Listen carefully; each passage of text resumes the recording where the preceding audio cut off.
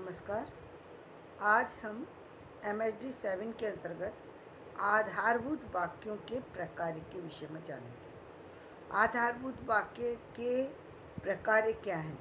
आधारभूत वाक्यों तथा वाक्य सांचों की संख्या हर भाषा में अलग अलग होती है। देखिए, आधारभूत वाक्य और वाक्य सांचे, इनकी संख्या हर भाषा में अलग अलग होती है।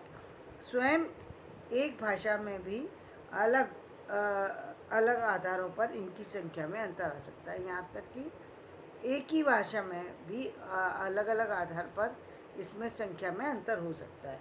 ये इस बात पर निर्भर करता है कि आधारभूत वाक्यों के निर्धारण के लिए हम क्या प्रतिमान अपनाते हैं। प्रतिमान हमें देखना होगा कि हम किस प्रतिमान को लेकर के चल रहे हैं, किस तरीके को लेकर के चल रहे हैं, जिसके आधार पर हम इस आधारभूत वाक्य की संख्या को बना पा रहे हैं।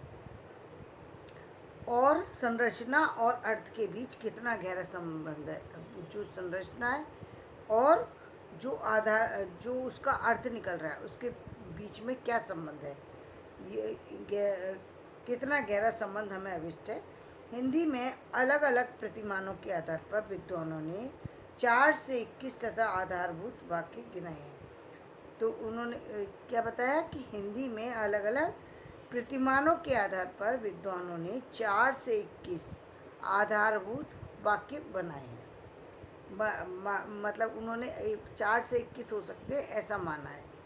आज हम एक रिसर्च द्वारा, यानी सूरज भान सिंह जी द्वारा की गई 1985 में की गई रिसर्च के द्वारा 14 जो आधारभूत वाक्य बताए गए हैं, उसके विषय में बताएंगे। पहले उन आधारभूत वाक्यों के बारे में और फिर आधारभूत सांचों के बारे में। 2 के बारे में 14 जो वाक्य, सिर्फ उसी के बारे में चर्चा करेंगे। तो देखिए, पहला उन्होंने बताया कोप्युला वाक्य। कौन सा वाक्य? कोप्युला वाक्य। इसमें कैसा है कोप्युला वाक्य? नंबर 1, संज्ञात्मक कोप्युला वाक्य क्या है? संज्ञात्मक कोप्युला वाक्य है रफ़ी मेरा ड्राइवर है। दूसरा है विशेषणात्मक कोप्युला वाक्य, राधा सुंदर है। तीसरा है क्रिया विशेषणात्मक वाक्य, सतीश घर में है। अब दूसरा हम देखें, दूसरा है को वाक्य। तो 3 हुए कोप्युला वाक्य के, 3 वाक्य बनाए हमने। अब दूसरे में को वाक्य है। पहला है, चौथा है पूरक प्रधान को वाक्य, सुधीर को बुखार है। ये कैसा है? पूरक प्रधान को वाक्य। 5वां है कर्म प्रधान को वाक्य, सीता को मकान चाहिए। ये क्या है? कर्म प्रधान को वाक्य। इस वाक्य को बोला जाएगा कर्म प्रधान को वाक्य। 6ठा है कर्म पूरक प्रधान वाक्य, राधा को नौकर चोर लगता है। ये क्या है? कर्म पूरक प्रधान वाक्य। 7वां है स्वामित्ववाची वाक्य, मोहन के पास 30 रुपये हैं। 7वां क्या है? को वाक्य, स्वामित्ववाची वाक्य है, मोहन के पास 30 रुपये है। अब हम देखेंगे क्रिया प्रधान वाक्य कौन से हैं। ये हमने पहले 3 जो बताए थे वो कोप्युला वाक्य थे। 4 जो बताए हैं वो को वाक्य बताए हैं। अब 7 वाक्य हम देखेंगे क्रिया प्रधान वाक्य कौन से। नंबर 8 है सामान्य अकर्मक, ईश्वर है राधा नाचती है। 2 वाक्य रख दिए इन्होंने। क्रिया प्रधान वाक्य में सामान्य अकर्मक वाक्य, एक ईश्वर है, दूसरा है राधा नाचती है। क्रिया प्रधान वाक्य में 9वां है सह अव्ययात्मक अकर्मक वाक्य, प्रताप गांधीनगर में रहता है। क्रिया प्रधान वाक्य का 10वां वाक्य है सहपात्रीय अकर्मक, गोपाल राधा से लड़ता है। 11वां है सामान्य अकर्मक वाक्य, हरि पानी पीता है। क्रिया प्रधान 12वां वाक्य है सह अव्ययात्मक सकर्म, मोहन गाड़ी गैरेज में रखता है। क्रिया प्रधान 13वां वाक्य है सहपात्रीय सकर्मक, सेठ जी नौकर को पैसे देते हैं। और क्रिया प्रधान वाक्य 14 जो है वो है कर्म पूरक वाक्य, मैं चंपा को नर्स समझता था। अब आप यहाँ पर ये देखेंगे, ये 7 क्रिया प्रधान वाक्य हैं, यानी कुल इन्होंने 14 वाक्य बताए हैं आधारभूत वाक्य, और साथ ही ये भी बता दिया है कि यही वो वाक्य हैं जिनके आधार पर सारे वाक्यों की रचना की जाती है। अब कुछ विद्वान ये मानते हैं कि 21 वाक्य हैं ऐसे, लेकिन सूरजभान सिंह जी ने 1985 में करी गई रिसर्च के आधार पर बताया कि केवल 14 ही आधारभूत वाक्य हैं। उन्होंने 14 जो है वाक्य सांचे भी दिए हैं, जिसके बारे में मैं अभी बता रही हूँ। पहला है कोप्युला वाक्य सांचा। उसमें देखिए क्या है, संज्ञा पदबंध, संज्ञा पदबंध योजक क्रिया।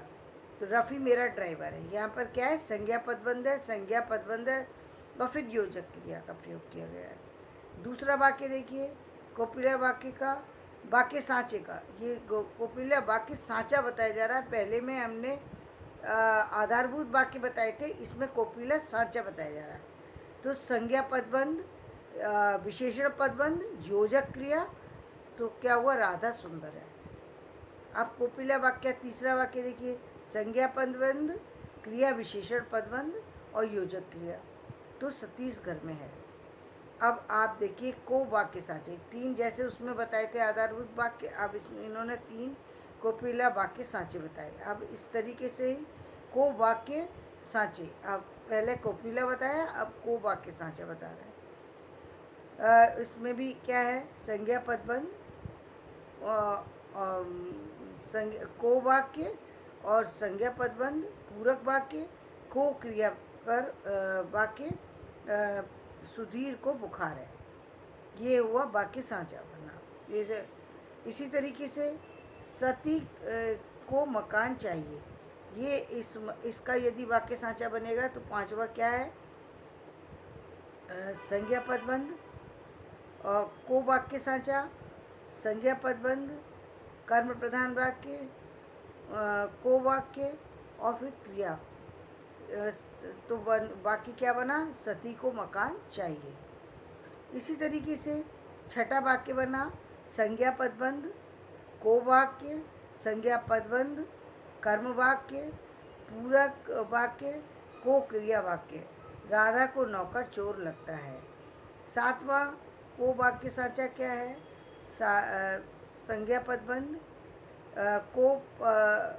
को वाक्य सांचा, संज्ञा पदबंध और हो क्रिया, तब हो गया मोहन के पास 30 रुपये है। ये मतलब आधारभूत वाक्य बनाया गया, तो उसके पीछे क्या योजना थी जिससे आधारभूत वाक्य का निर्माण किया गया, तो वाक्य सांचा का होना जरूरी है कि वाक्य सांचे का निर्माण कैसे किया गया, कैसे बताया, किस आधार को रख करके उन्होंने वाक्य सांचा तैयार किया। तो ये वाक्य सांचा बता रही मैं।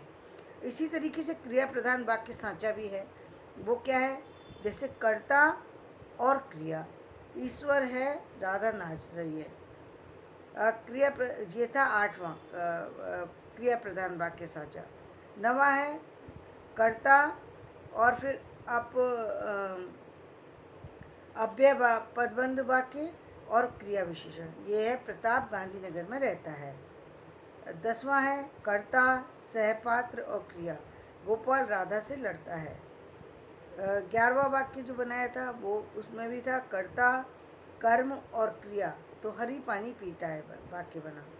12वां था कर्ता, कर्म, अव्यय पदबंध और क्रिया वाक्य, तो मोहन गाड़ी गैराज में रखता है। 13वां था कर्ता, सहपात्र, कर्म और क्रिया, सेठ जी नौकर को पैसे देते हैं। 14वां वाक्य है कर्ता, कर्म, कर्म पूरक और क्रिया, मैं चंपा को नर्स समझता था। इस तरीके से 14 वाक्य सांचे और 14 आधारभूत वाक्य मैंने बताए।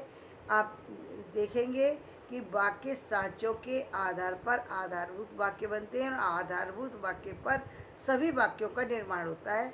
ऐसा जो कहना है वो है सूरजभान सिंह जी का कहना है, जो इन्होंने 1985 में अपनी रिसर्च द्वारा ये साबित किया है। लेकिन कुछ विद्वान इससे हट करके 21 आधारभूत वाक्य भी मानते हैं।